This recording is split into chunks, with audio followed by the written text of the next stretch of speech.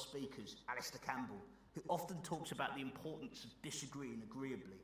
So let's listen, let's engage, maybe even applaud on occasion, and then of course, we'll have those passionate debates that we're known for. After all, that's the Askell way. Tomorrow, we'll also hear from Professor Becky Francis, who is chairing the Curriculum and Assessment Review. Now, while I don't exactly know what the review will recommend, I want to take this opportunity to make a special plea on behalf of the forgotten third. You're likely to be familiar with this phrase. It refers to the third of young people each year who, despite their best efforts, fall short of grade 4 benchmark in GCSE English and Maths. These students then face the harsh reality of relentless resits in post-16 education.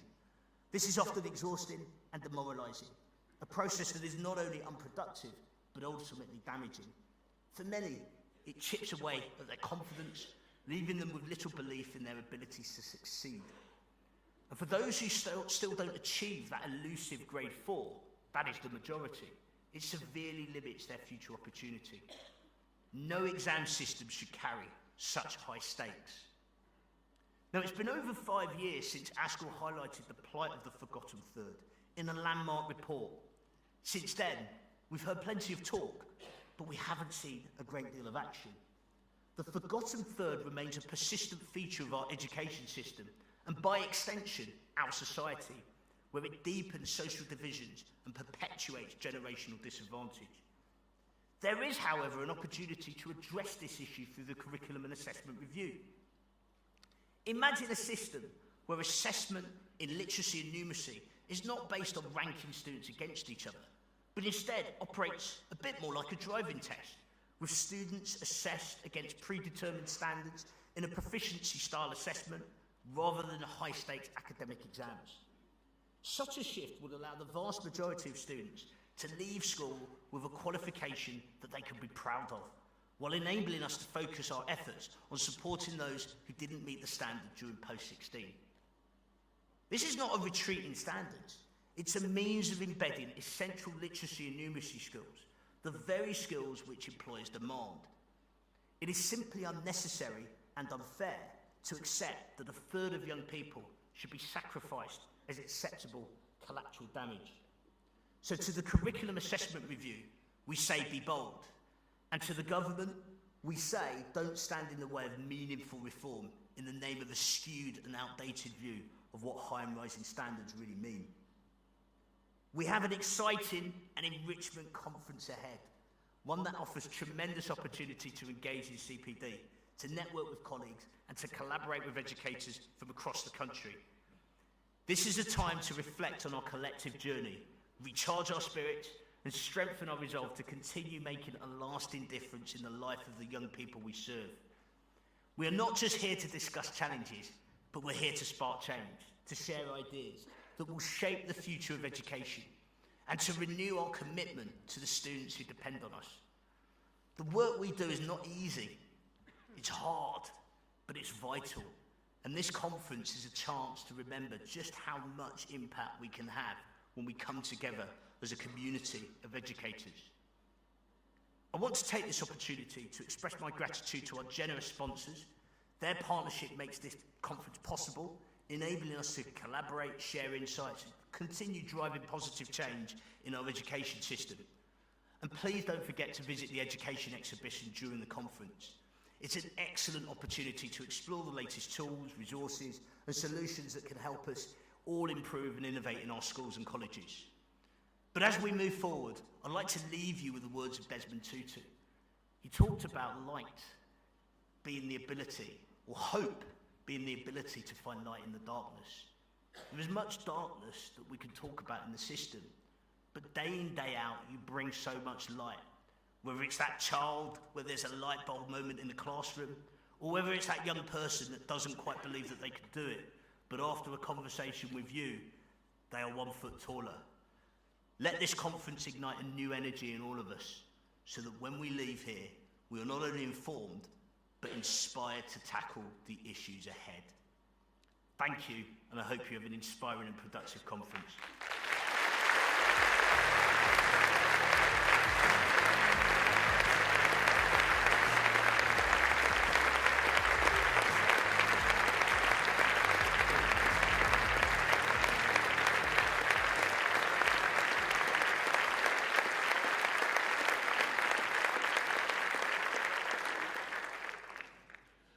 Well, I promised you a great start to this morning, and he certainly delivered, didn't he? Manny Botway, round of applause, please.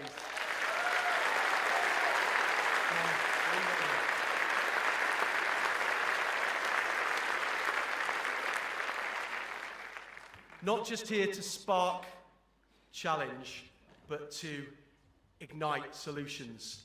That's what we're all about. It's been a great start to the conference, and I'm looking forward to the rest of this morning. Thank you, Manny Botway. Thank you, everyone. See you in a minute.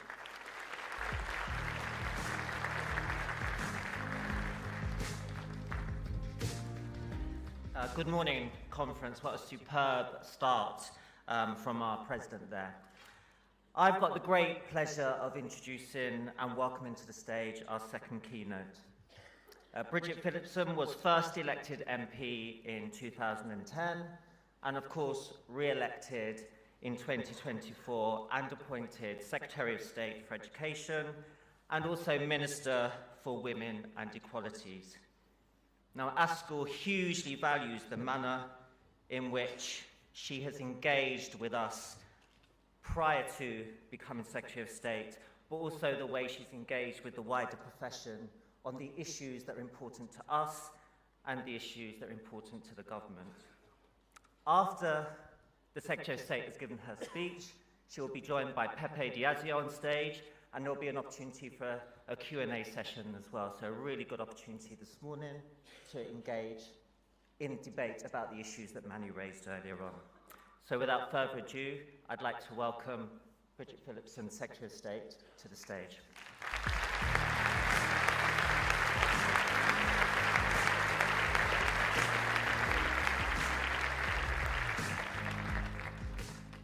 Good morning, everyone.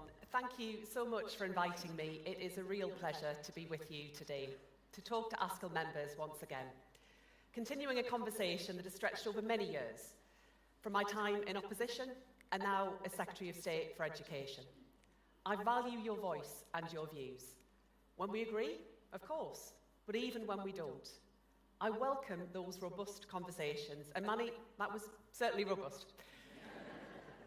And I welcome that challenge, because I know that you and your members want what I want, what parents want, what this government wants, what the Prime Minister wants, and what the people of this country want.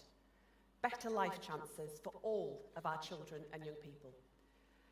And through the headwinds and the turbulence, the disruption and distraction, this is a government that will face down challenges and focus on outcomes for children. And I know that's what you want too, Pepe. It's been a year of change for both of us since we met at this conference last March. Because just as this is your first ASCL conference as General Secretary, it's my first as Secretary of State. I did warn you last year that might happen. And when I spoke here last year, I told you what I would do in that role. I made promises to deliver change for children. And since Labour entered government in July, that's exactly what I've done. That's where my focus lies, delivering change for them, not playing politics or jumping on passing bandwagons or indulging the commentariat. I promised to move quickly on an expert-led curriculum and assessment review, and it's already in full swing. I promised a register of children not in school. We're already legislating for that. I promised a single unique identifier for our children. We're legislating for that too. I promised a free breakfast club in every primary school. We're already starting to roll them out.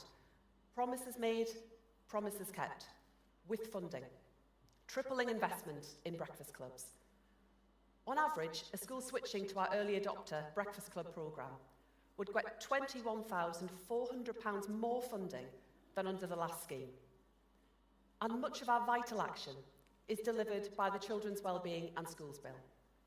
That bill belongs to children, to keep them safe, to raise standards in their schools and to save their parents money. And a lot of the change we are delivering doesn't need legislation. The biggest ever boost to the early years pupil premium, more flexibility for teachers to take planning time remotely, new T-level qualifications. We are getting on and delivering. That's what families expect of a responsible government, not more words, action that makes a genuine difference in their lives right now. And education is a driving force for change. That's why despite the toughest fiscal inheritance in a generation, the Chancellor protected key education priorities at the budget. £8 billion for early years, a 5.5% pay award for school teachers. But I know we've had to make some incredibly difficult decisions. And I'm afraid to say that more are coming. I have to be blunt about our inheritance as a government, not just fiscally, but on the fabric of education too. You know this all too well. You see it every day. Children turning up still in nappies, not able to speak, absences stubbornly high, vacancies up, the SEND system creaking after years of neglect. The destruction in the social fabric that wraps around our children cannot be fixed overnight. The damage of 14 years cannot be undone in simply 8 months. But together we are making progress, building long-term solutions to generational challenges, rejecting the shiny appeal of quick fixes, promoting the life chances of this country's children. And I know that you are all doing the same. Your leadership has never mattered more with all of the challenges that we face together. You've risen to the occasion before. And Monday will mark the 5-year anniversary of the disruption to schools by COVID. You stepped up then. You did incredible things for our children. And I need you to step up again. But this time, government will be right there at your side. Despite the challenges, I am hopeful. Because I fundamentally believe that this country's best days lie ahead of us. And there are so many examples of excellence in countless colleges and schools. But together, we need to go further so that every child gets the best education. That's at the centre of my vision. To break down barriers to opportunity for every child. And it has to be for every child. It's never enough for just a lucky few bright children from deprived backgrounds to succeed. I went to fantastic schools. I had teachers who believed in me, a family who prized learning. I was given the opportunities to achieve. For me, background wasn't destiny. But for too many of the kids on my street, it was. I saw the bad luck of a tough start weigh down their life chances. And now I want opportunity for every child. And for that, we need high and rising standards in every school. I know that's a phrase you've heard a few times from me. And I say it because it matters. Because standards drive life chances. And it means 4 things. And it starts with you, teachers, leaders. You make such a difference in the lives of children. We're working to get 6,500 more teachers across schools and colleges, to keep the great ones we've already got, and for all teachers to at least be progressing towards qualified teacher status. That's the first step. The next is what you teach, the curriculum. And we need a core curriculum in all schools, one that builds on the past but is fit for the future, rich in knowledge, broad and deep, cutting edge, guided by the Curriculum and Assessment Review, chaired by Professor Becky Francis, and she'll be here tomorrow to tell you more about it. But to benefit, children need to be in the classroom and ready to learn. So high and rising standards means breaking down the barriers to learning too, tackling our absence crisis, supporting our children with special educational needs. The final piece of the standards puzzle is structures and accountability. How we drive improvement, how we as government and you as leaders work together to deliver better life chances for children. So let's talk about improvement, about accountability. Because I know the proposed changes are challenging. I know they've sparked debate, but that's right where education should be, at the heart of our national conversation. That's why we're consulting on this, why Ofsted are consulting on their proposals to improve inspection. They are genuine consultations. We need to hear from young people and parents, teachers and leaders, because you understand our shared responsibility. The leaders in my schools did too. I remember one day I was passed a note during a lesson, and it called me into the Deputy Head's office. Now, Mr. Hurst could be fierce, believe you me, and getting summoned out of the blue to his office put the fear of God into me. And when I got there, he told me to sit down. He told me he'd seen the list of pupils applying to visit Oxford and Cambridge that year, and that my name was nowhere to be seen. And he told me to get that right by the end of the day, and then he sent me on my way. As teachers and leaders, you play those pivotal moments where futures tip one way or the other. I only had one childhood, one chance to succeed. Where would I be now without those 2 minutes in Mr. Hurst's office? No child gets a second chance at childhood. We owe them that relentless pursuit of better. From stuck to good, good to great, great schools sharing their excellence. And strong and effective accountability will be at the heart of how we drive change for children. And the way we deliver improvement is changing too. Smarter, more diagnostic, more targeted. A system that challenges but provides support too. So that when we identify problems, schools aren't left out in the cold to solve them alone. Backed by swift action. Action in the 600 schools that are stuck, receiving consecutive poor Ofsted judgments. For the 300,000 children who go to those schools, that's who these changes are for, those children. And the spark of improvement in their schools and in their lives, that comes from leadership. I've seen it in my own constituency, especially during the pandemic. Strong groups of schools where leaders could share evidence, generate ideas, improve life chances by working together. And our new RISE teams share that spirit, taking what's best in schools and trusts and spreading it so that all children can benefit. Improvement of schools, by schools, for children, with government there to challenge and support you. Where performance in schools isn't good enough, RISE teams will be there with targeted interventions. Intensive mandatory support, backed by investment, guided by top leaders from top schools and top trusts. Added to that, our universal RISE service, a new offer of support for continuous improvement in all our schools, spreading best practice, following 4 national priorities. One is attainment, with a focus on English and maths. It's not a nice to have, good for some children, but fine for others to miss out. No, all children need that firm foundation of attainment. That's why the Prime Minister's plan for change sets attainment as a key milestone. We're investing in reading, a key stage 2 and 3, building up phonics to fluency, and we'll be publishing our new writing framework for schools later this year. We'll drive progress across the board, but especially for kids from tough backgrounds. And that progress must start early in life, when the possibilities still stretch out ahead.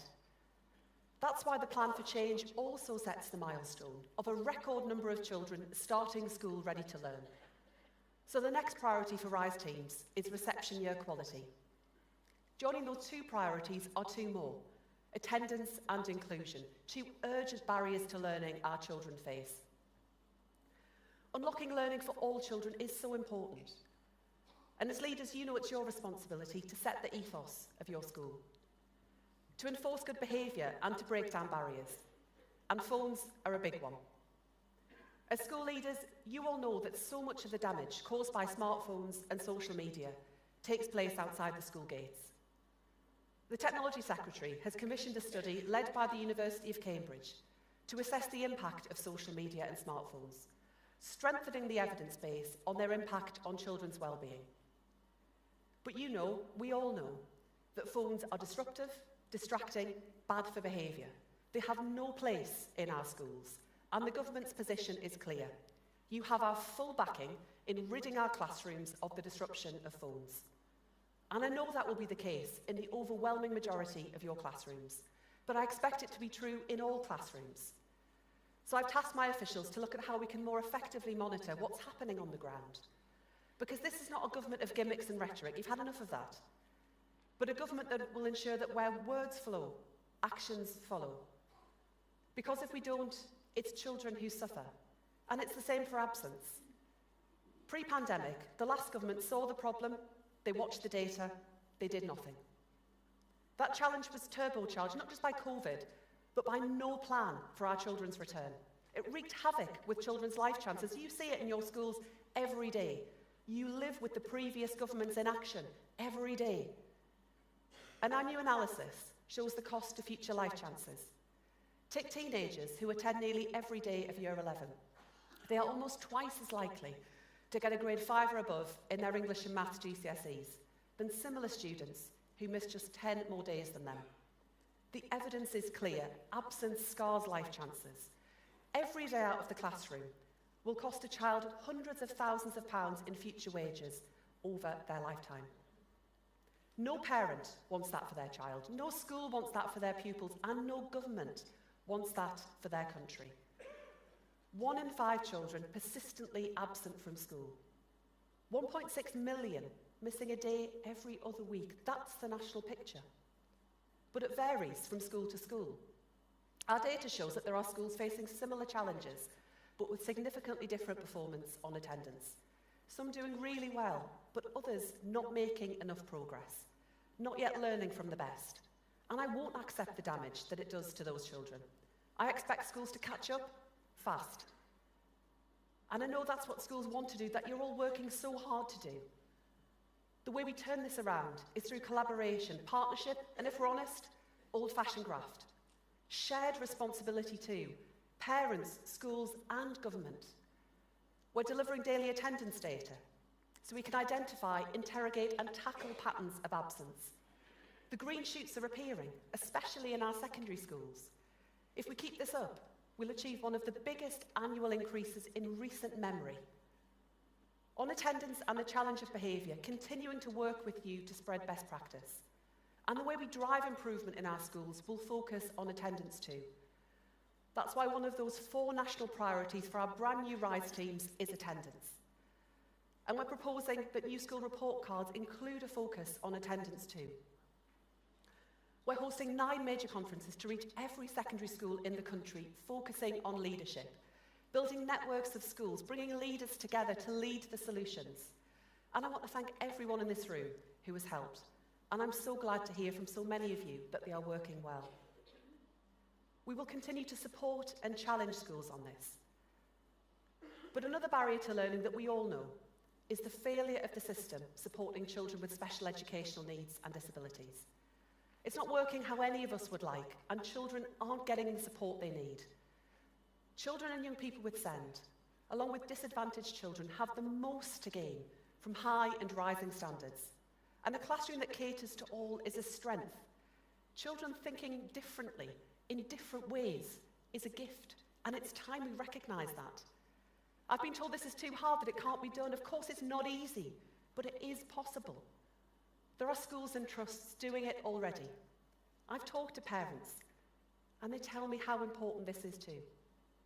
One father told me about his daughter at Becontree Primary School in Dagenham, which has a SEND unit for children with autism spectrum disorder. His daughter moving into a mainstream school gave him faith that she'll be able to achieve as an adult, get a job, be an active citizen. It can be done. King Egbert School in Sheffield, part of Mercia Learning Trust. The school has a 30-place integrated resource unit for autism. Pupils spend most of their time in mainstream lessons, supported by specialist learning assistants. Inclusion spreads beyond the classroom. Pupils with SEND get the support they need to play sports, to join art clubs, to feature in school plays. The school focuses not just on support, but on outcomes too. Attainment is above the local and national average. All pupils, including those with SEND, achieve exceptionally well. There is proof that the inclusion versus standards compromise is no such thing. They go together.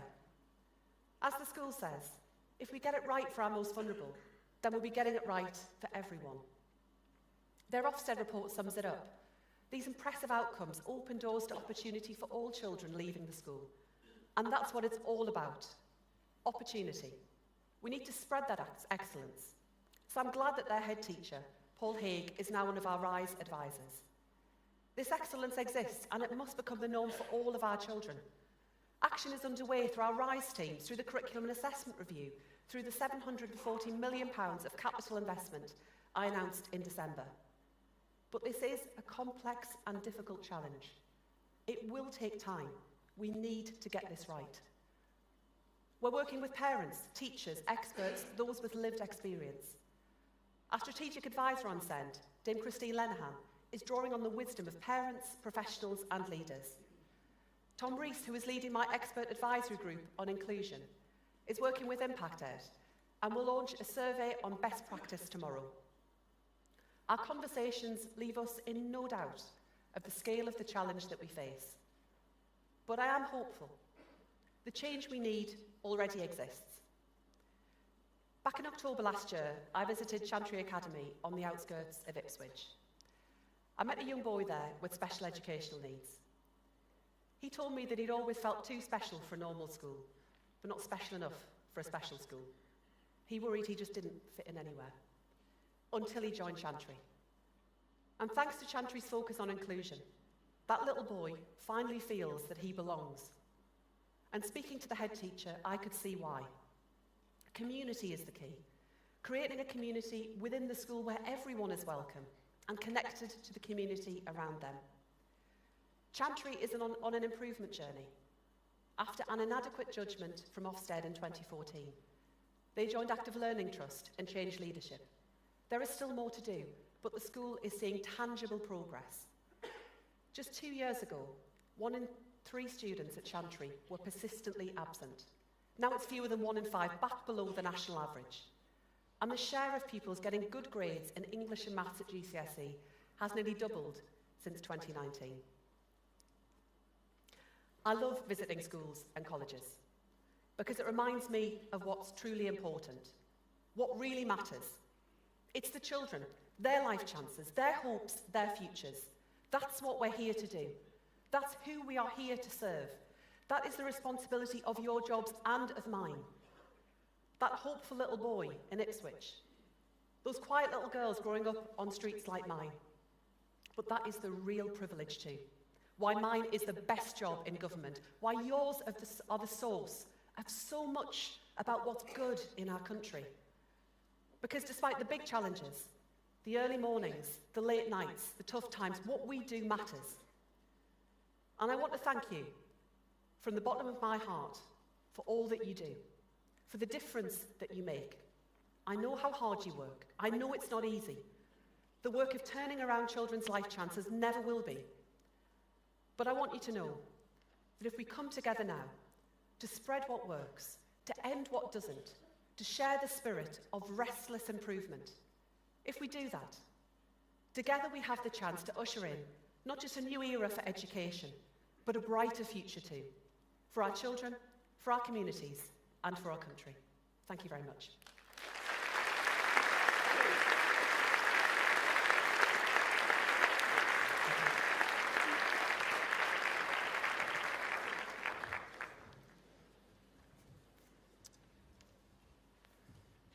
Thank you, Bridget. And I thought we'd just take a few minutes for what's commonly known as a fireside chat. No fire, no side, just some Q&As, really. Yeah. And I've tried to select questions that I think the audience would want to ask you themselves if they had the chance to. But without making it sound too much like an interview, reflect on this last 8-9 months. Tell us what you think you're most proud of in that period. I mean, as I said in the speech, I genuinely believe I have the best job in government, and it is such a privilege to be in this role. And I think we've achieved an awful lot together in 8 months. Lots of challenges still to confront, but achieved a lot together. When I became Secretary of State, I said my number one priority was early years, because that's where we make the single biggest difference to children's life chances. And that's why I'm so proud of the work that we've got underway already around almost doubling the early years pupil premium, rolling out childcare and early years entitlements, starting that programme of nurseries within our primary schools, and working together to make sure that everyone within the system gets the support that they need. And what I've heard from school and college leaders across the country, from university vice-chancellors too, is they will say, look, we've got our challenges and we want you to help us, but if you could do anything, support our children when they are younger, because that is where you make the biggest difference. And it's why through our plan for change, we've set a milestone of 75% of children reaching a good level of development at the end of reception year. Now that's a stretching target, and it's why we will be making sure that RISE advisors are there to support in that reception year. But all of the evidence is so clear that if we get that right, that if we support more children to achieve and thrive at the earliest possible point, then we will make the job far easier for school leaders across the country, especially at a secondary level. But crucially, it's how we will make sure that we have a fairer, more equal society where all children, regardless of background, can get on. And that's what the Opportunity Mission is all about, breaking that link between background and success. We've got lots of people in the audience that ask lots of questions at interviews, and they know, I think, probably which question is coming up next, which is, they're the things you're most proud of this last 8-9 months. Yeah. If you had your time again, what would you do differently? It's a good one. Look, I think it's, this is a challenging context. There have been some tough choices that we've had to think about as a government, and that, I have to be upfront about the fact it's not going to get easier. We had a good settlement at the budget, but I know that there are big pressures right across the school system. One thing I was really pleased that we were able to do, notwithstanding all of the pressures, was that one of the first things I was presented with on becoming Secretary of State was the recommendation of the STRB. Much higher than I think a lot of people had imagined. And then we had a question, what do we do with that? And one of the very first decisions we made within that first month of a Labour government was to fund that pay award.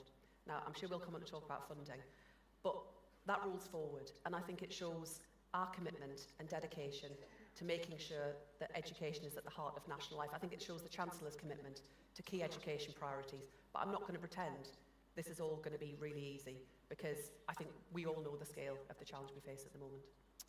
Okay, and in your speech you mentioned high and rising standards, and I think we're all with you on that, particularly around breaking down the barriers to opportunity. But I want you to look forward to the end of this Parliament, and if there were going to be 3 or 4 KPIs that you referred to, key things that you think, we talked about high and rising standards, this is now what's better, what 3 things would you point to and want to hang your hat on and say, this is what we meant by high and rising standards, this is what we achieved? So high and rising standards for all of our children, not for some of our children. And I think that's why the system-wide reform that we will need to drive on SEND is absolutely crucial. Because far too many children with SEND, far too many children from disadvantaged backgrounds are not making the progress that they need. This will require system-wide reform, but I think there is a lot that we can do right now to start that progress. And I'm delighted with the work that Tom Rees is leading around our expert advisory group on mainstream inclusion. There is more that we need to do around specialist provision in mainstream as well. But the key target that we have set ourselves is around more children reaching a good level of development. That is where we are putting a lot of energy and interest behind, because it is where we'll drive the biggest changes across society. But alongside that, yes, absolutely a real focus on where our children get to at the end of year 11 as well. Thank you. You'll know that there's a lot of concern about Ofsted's latest proposals, particularly around the 5-point grading scale. I think our concerns focus on the impact on well-being and recruitment and retention. Are you worried by this? I want to make teaching a really attractive place for our best graduates to come, but also for our brilliant teachers to stay, including in leadership. On Ofsted, on the accountability measures that we've set out for consultation and what Ofsted has set out in terms of their consultation, look, it's a genuine consultation, and you'll be hearing from Sir Martin shortly, but there is the chance to respond to that. This, for me, is about smarter and more effective accountability. So shining a light on those areas where schools are doing things really, really well, but also identifying in a much more granular way where there needs to be further improvement. So on areas like inclusion, on areas like attendance, where I don't think there has been sufficient focus in recent years. But I appreciate this has sparked a lively conversation, as I acknowledged in my speech, and we want to work with you on this. But I also just have to be pretty upfront about saying that this is also about children and their life chances too. And there do sometimes have to be some decisions taken as to how we ensure that where schools are not performing as they should, that we intervene and we act, because children only get one chance. They only get one opportunity. And we've got to intervene a lot more rapidly, and that's what the RISE teams are all about. Yes, the challenge, but alongside that, £20 million of investment in the support to schools as well. And you've mentioned SEND, and I know that people in the audience, like you, are determined to take action to address the crisis in the SEND system. But the IFS says that we'll struggle to do this without appropriate funding and funding that's appropriately targeted. What do you think you can say here today that will commit the government to meaningful reform? Yeah, I mean, we could have a whole session just on this alone, and I'll try and keep it as brief as I can. What the IFS also said alongside funding was that we needed system-wide reform, that more and more money into a system that is not delivering good outcomes is not the way to do things.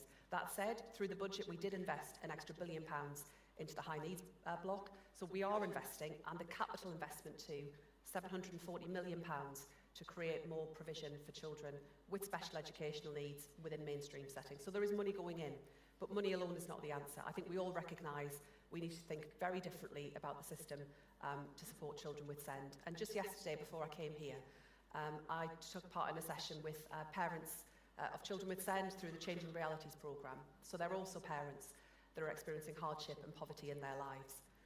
And they want the system to change too. Look, parents have lost confidence in the system. I know it's a big pressure for schools. Increasingly, it's a pressure on council budgets. But I just want to be completely clear about the approach that we will take. Yes, there are pressures on budgets. Yes, there are questions about money. But this is about children's life chances. The reason we need to reform the system for children with SEND is because they are not getting the outcomes that they deserve. They are not getting the support that they deserve. And I think we need to take a step back from the system that we have right now, the system that came from the 2014 reforms, and start to think very differently about what that system will look like. And that's a conversation that in the months to come we'll be having with parents, but also with the profession, because this is complex. We all know the challenges. The hard bit is how we ensure we have a lasting system that really endures in a way that, frankly, the system of 10 years ago hasn't delivered. And I'm sure we'll hear more about that tomorrow from Tom, and certainly I'll be referencing it in my speech too. I think the conference will be pleased to hear that you're using phrases about school improvement and talking about of schools, by schools. I know that I speak from personal experience. I know that you are determined to work collaboratively, to co-construct, and that's at the heart of your vision. How can you reassure our audience today that that is more than words? So we got work underway very quickly as a government to bring about improving education together. So where ASCL are a key part of that, alongside other trade unions and employers. These big challenges that we face, whether it's on workforce or SEND, government can't fix them alone. And it has to be about how we work together to identify not just the problems, but also the solutions too. It's why, I've also really valued the contribution of the around Who's Losing Learning, about the work that has been underway around how we think about inclusion and attendance and all of the wider pressures. And I just add, we as a government recognise that there is so much that schools can do. And we know we ask a lot. We know that school leaders ask a lot of themselves. But actually lots of the challenges I do recognise sit outside the school gate. The issues around child poverty, around the growing numbers of children in temporary accommodation, around the mental health crisis that lots of our young people are experiencing.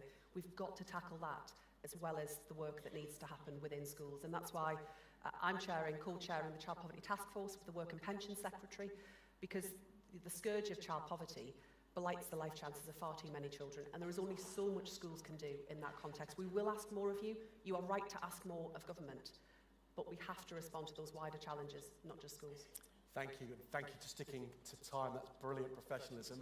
I want to take this opportunity on behalf of Conference to thank you for your time here today, but also to thank you for that philosophy of co-construction, collaboration. I know that everyone in this room will want to work with you to make sure that we can land that vision and do everything that we can to improve our school system. That is one thing we're all here to be part of. Can I ask our conference please to thank Bridget and to wish her well in her journey over the next few years to help us together improve education together. Thank you. Thanks very much.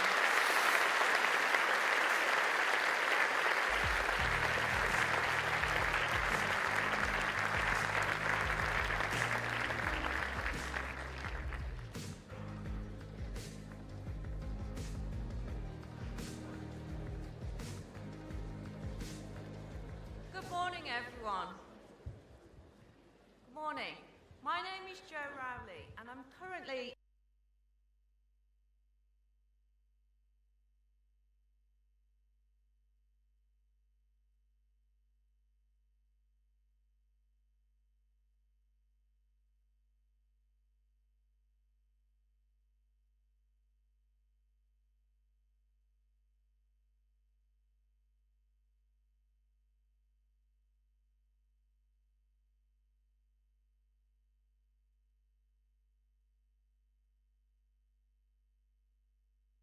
of a large multi-academy trust, Outward Grange Academies Trust. So please, would you welcome Sir Martin Oliver to the stage.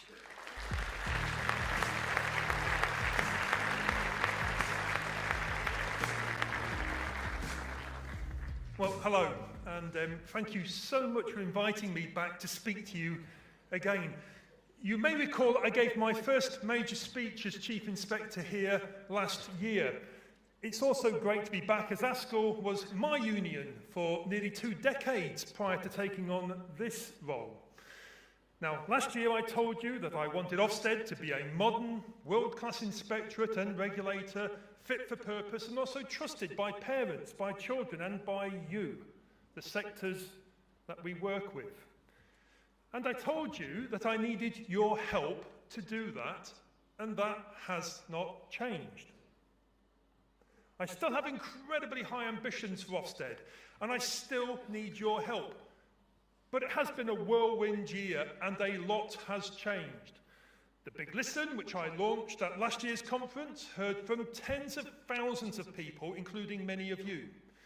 We heard your voices, we responded in full, and we're acting. We've had a change in government since I last stood on this stage, and that too has brought about changes, not least the abolition of the overall effectiveness grades and the expected reforms in the Children's Wellbeing and Schools Bill. And we've made changes where we can. We brought in mental health awareness training, we reformed how we handle complaints, we developed our inspection pausing policy, we dropped deep dives in ungraded inspections, we've launched the Ofsted Academy, we've established external reference groups to offer independent advice and challenge, and many. These changes are important, and I know that they've made a real difference to you. ASCL, and some of you individually, have been kind enough to share some really positive feedback about these changes and how these have impacted your work. But they have often been changes made to tackle specific challenges or issues, which is why we are now consulting on a whole new approach to inspection. This will build on those things that were already working well, and on the interim reforms we've made, and of course on everything that we heard in the Big Listen. I hope it too will make a real positive difference to all of you, but as before, I need your help.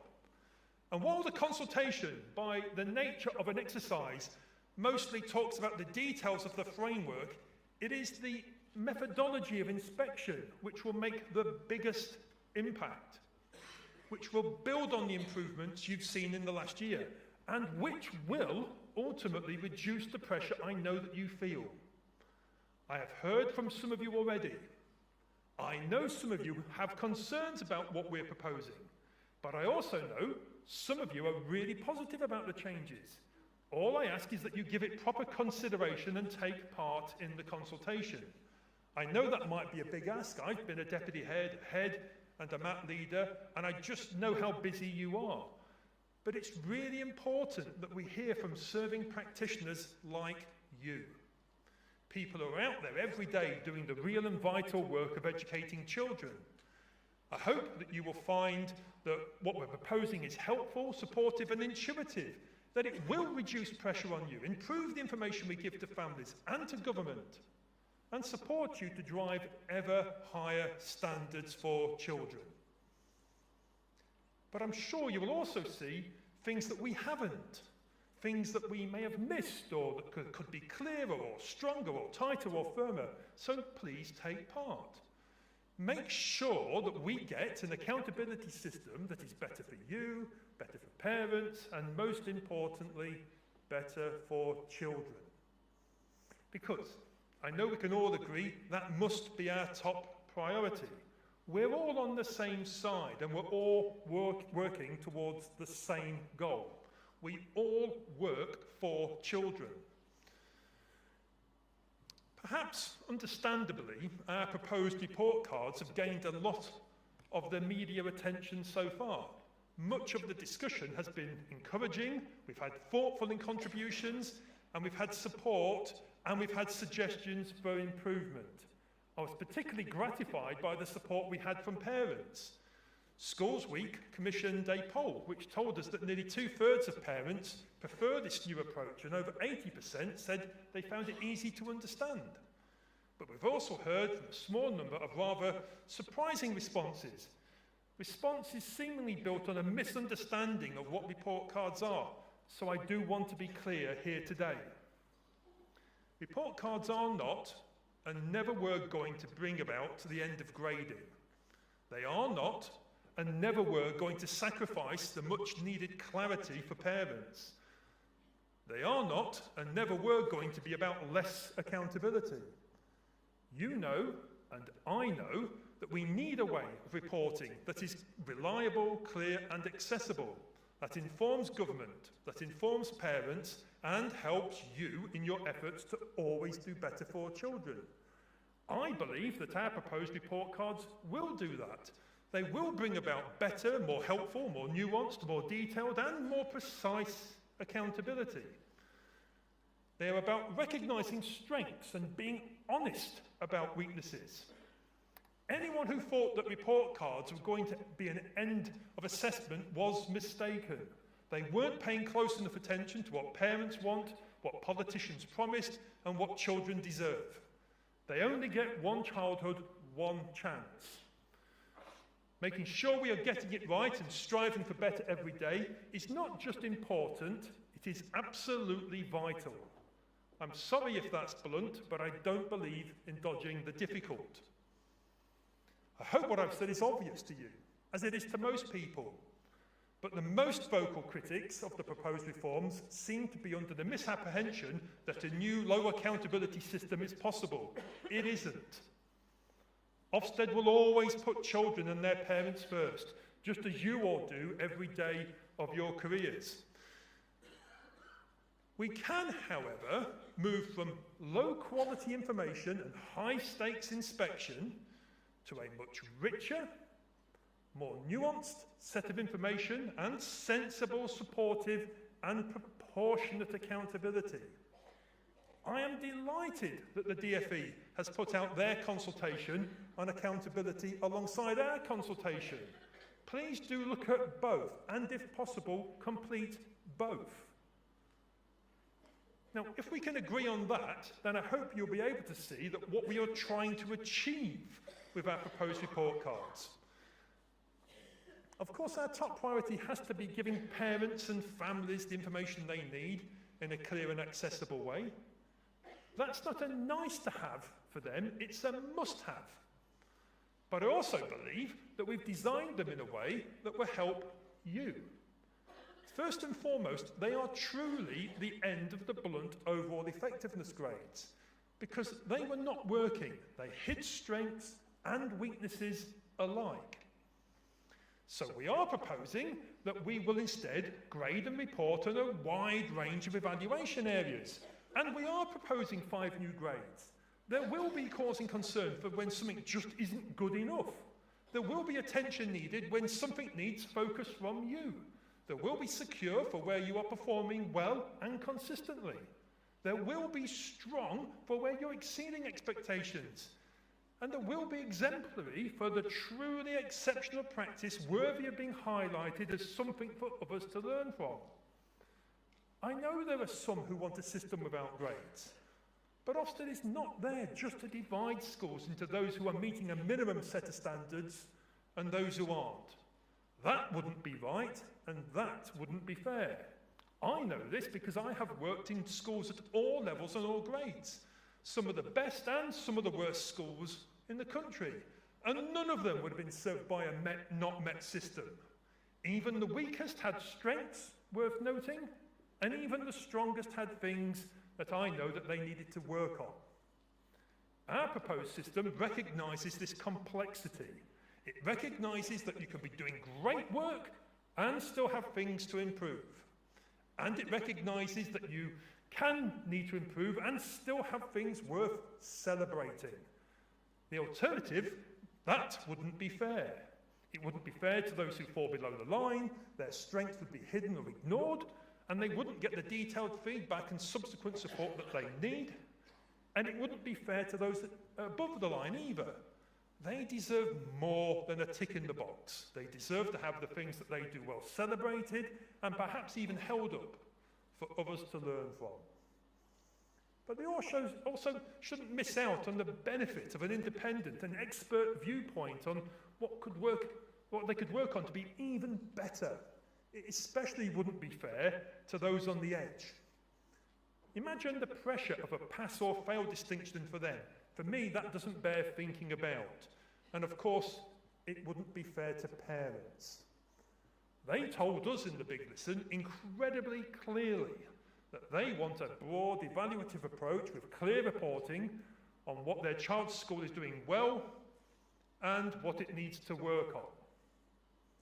This school is good enough is not something any parent wants to hear. I know it's not something that any of you would want to tell your communities either. I know you would much rather celebrate your successes with them and bring them with you on your improvement journeys. We see daily examples of people celebrating their grades, grateful that their hard work has been recognised. I would never want to lose that side of what we do. So we will grade. And we will grade on a range of evaluation areas, allowing for more detail and nuance than the current 4 or 5 sub-judgments. We are proposing to evaluate many of the areas that you at ASCL suggested in your blueprint on a fairer education system. You suggested a balanced scorecard with measures including pupil outcomes, curriculum provision, staff development and inclusion. That's exactly what we are proposing. I'm particularly proud that we are proposing an evaluation area for inclusion and that we're threading inclusion through all other areas. As I said this at the last conference last year and regularly since, if you get it right for the most disadvantaged, you get it right for everyone. Our proposals will put that sentiment at the heart of everything we do, because there's so much to applaud about England's schools, about the work that you all do every single day. But we have to recognise that there continue to be some children for whom it doesn't work. Some who are the most disadvantaged and the most vulnerable, some children with SEND, some children who don't feel like they belong in our schools. We are ahead of many countries in many ways, but until we make sure that high performance delivers for every child, there will still be work to do. I hope our proposals around inclusion will accelerate these efforts for those who most need our help. So we are proposing to report on inclusion and on curriculum, on achievement and on developing teaching, on a full range of areas covering all of your work. And I believe that this approach will allow you and parents to really see the detail of what you're doing well, where you can improve and perhaps where your practice is truly exceptional. By breaking down what we've seen into more areas and a broader spectrum of grades, we can be more positive about the great things you're doing and clearer about anything that might need work or support. Of course, the proposals are not just about how we report. That's just one part of the proposed new approach. And as I've said, I believe that this approach will reduce pressure on you, as well as better inform parents and drive ever higher standards. A big part of that is by doing far more to take your context into account. We know that your schools don't operate in bubbles.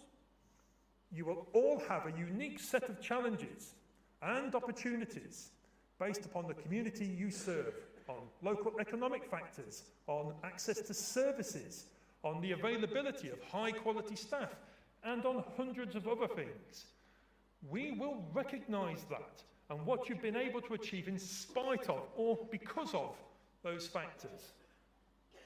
What's more, you will both be reliant on and benefit from the relationships that you have. Relationships with other schools, with nurseries, with local authorities, with trusts, with alternative provision, and with many other agencies and contractors. Some of these will be positive and productive, some maybe less so. Again, we will recognise that. We will consider it as part of your context and place accountability where it truly lies. ASCL's blueprint for a fairer education system called for an accountability system that recognises the different contexts in which different schools and colleges operate. Again, this is exactly what we're proposing. Of course we need to be careful in how we do this. We need to make sure we don't lower standards for the most disadvantaged. And we need to balance context with consistency. We know we can and must do more to maintain consistency, but that cannot be through a tick-box system that serves nobody. We need consistency in a way that also understands your individuality. Consistency does not mean identical approach to every type of provider in every corner of the country. That too would serve nobody. I believe that what we're proposing strikes the right balance. It acknowledges and celebrates the rich variety of education in England. It tailors our approach both to what sort of provision you offer, but also the circumstances in which you are doing that. But it will also deliver a reliable and consistent approach that you, that government, and that parents can have faith in. But again, we need your help through the consultation. A big part of how we are proposing to do this is by being more transparent in everything that we do. That starts by being clearer about when we announce an inspection and the type of inspection that you will receive. Routine notification calls will all continue to be made on Mondays, and there will be only a single type of inspection. But transparency also extends to what we look at on inspection.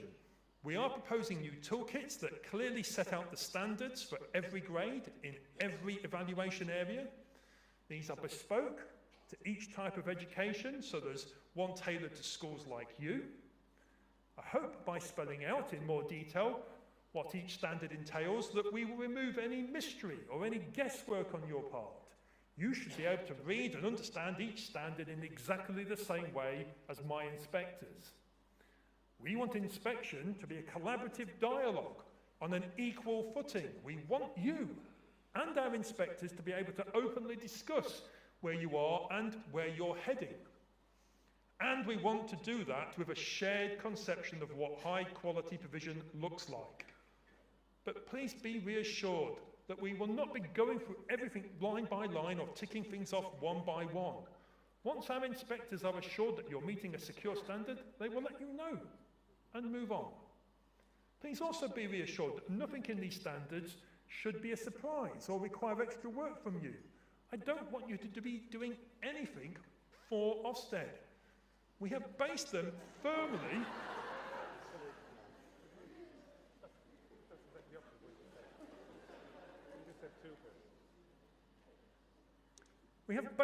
firmly around the existing professional standards and expectations that you are already working to. The statutory and non-statutory guidance that underpins your work. The professional standards that you qualified at. I hope you will find nothing in there that you are not already doing or at least aspire to be doing. Or put it another way, I hope there's nothing in there that you would just stop doing if we didn't exist. We also want to do more to support improvement where it is needed and work with you to deliver it. A big part of this will be through quicker and more iterative monitoring visits. If something needs attention, then we'll come back more quickly to check on progress and make sure you aren't stuck with a grade that no longer reflects your school. I know the thought of inspectors coming back might be the last thing you want after an inspection, but I also know how helpful monitoring visits can be. I had several when I was running schools. Ofsted came with support and expertise to make sure we had a realistic and precise and ambitious improvement plan and to check our progress. Because ultimately, we were all there for the same reason, to make sure we did the best for children as quickly as we could. That is the spirit in which these visits will operate. Collaborative and open discussions about the progress you're making and any work still to do. Just as we want your help to improve, just as we want to help you improve, we want your help to improve too. We are already testing the proposed approach, identifying what works and learning lessons, and we're already hearing feedback from those tests. I'm happy to hear both inspectors and leaders report that they found the new approach to be more flexible and more collaborative, and that we're able to get a better understanding of the school while being less disruptive to you, your teachers and your children. But we are also hearing that we have more to do on defining the differences between grades, particularly between secure and strong. So that work has begun too. This testing will continue, as will our work to resolve problems and improve the proposals. I want to give a big thank you to everyone who's volunteered to help with these tests, including your president, past president, and some of you in the audience. But we also need all of your help, so please take part in the consultation before it closes on the 28th of April. This is a genuine chance to help develop the best approach to inspection for you, for families and for children. Please don't miss that chance. I don't expect you to like absolutely everything we're proposing. No accountability system can be perfect for all those it inspects and those it serves. Sometimes we have to balance what might be preferable for you against what is crucial for children and families. But I believe we are close to a system that reduces the pressure on you, improves the reporting we give to families, and focuses on what really matters to drive higher standards for every child. And with your help, I think we can get there. So if you think something could be improved, please let us know. If you think we are missing something or need to go further, tell us. Perhaps you think you could help even more by becoming an Ofsted inspector and being part of this new approach. Do it. But by whatever you do, don't just stand by, take part. Thank you.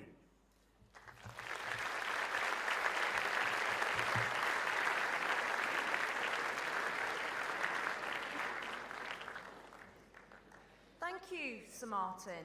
There were lots of thought-provoking comments there, I'm sure you'll agree. I think that I speak for everyone when I say we'd all like an inspectorate and an inspection